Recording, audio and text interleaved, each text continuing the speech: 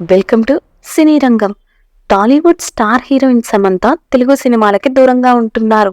అయితే నాగ చైతన్యతో విడాకుల తర్వాత మయోసైటిస్ అనే వ్యాధితో బాధపడిన సమంత యశోద సినిమా చేసి చిన్న గ్యాప్ తీసుకోగా ఆ తర్వాత విజయ్ దేవరకొండతో ఖుషి సినిమా చేసి తెలుగు సినిమాలకి బ్రేక్ ఇచ్చారు.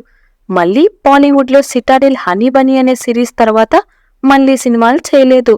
అయితే సమంత ఏమాత్రం ఖాళీ లేకుండా సాకి వరల్డ్ అనే క్లోతింగ్ తో పాటు ఎకామ్ ఎర్లీ లెర్నింగ్ స్కూల్ కి కో-ఫౌండర్ గా వ్యవహరిస్తున్నారు. రీసెంట్ గా తమిళనాడు పికిల్ బాల్ టీమ్ కి కో-ఫౌండర్ గా వ్యవహరిస్తోందని తెలిసిన విషయమే. దానికి సంబంధించి రీసెంట్ గా కొన్ని ఇంటర్వ్యూస్ సైతం ఇచ్చారు. ఇక గతేడాది women of the year in Indian సినిమాకు గాను ఐఫా అవార్డు అందుకోగా ఇప్పుడు ట్రాలాలా మూవింగ్ పిక్చర్స్ బ్యానర్ పై మూవీ ప్రొడక్షన్ సంస్థను స్థాపించారు. ఇక ఆ బ్యానర్ పై శుభం అనే తన మొదటి సినిమా మే 9న రిలీజ్ చేస్తున్న విషయం తెలిసిందే. రీసెంట్ గా జరిగిన ప్రీ రిలీజ్ ఈవెంట్ లో సైతం సందడి చేసిన సమంత ఆ సినిమా డైరెక్టర్ సమంతకి ఆ సినిమా సాంగ్ ని డెడికేట్ చేయగా అది చాలా ఫన్నీగా ఉంది. రీసెంట్ గా రిలీజ్ అయిన ట్రైలర్ సైతం అందరినీ ఆకట్టుకుంది. ఇక ట్రైలర్ లో శామ్ ఒక డిఫరెంట్ గెటప్ లో కనిపించింది. ఆ ట్రైలర్ ఆద్యంతం కామెడీతో పాటు హారర్ ఎలిమెంట్స్ తో నిండిపోయింది.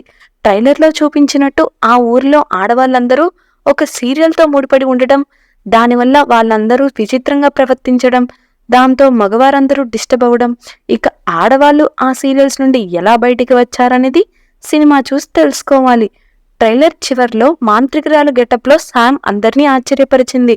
ఇక ఇప్పుడు ఈ సినిమా నుండి రిలీజ్ అయిన జన్మ జన్మల బంధం అనే పాటలో ఉన్న హుక్ స్టెప్ ను star heroines Varalakshmi Sarath Kumar, Sreeleela, Keerthy Suresh, director నందు రెడ్డి, చిన్మయి శ్రీపదతో పాటు తదితరులు రీల్స్ చేసి తెగ షేర్స్ చేస్తున్నారు. మరి ఈ విషయంపై మీరేమనుకుంటున్నారో మీ అభిప్రాయాలను కామెంట్స్ రూపంలో మాకు తెలియజేయండి.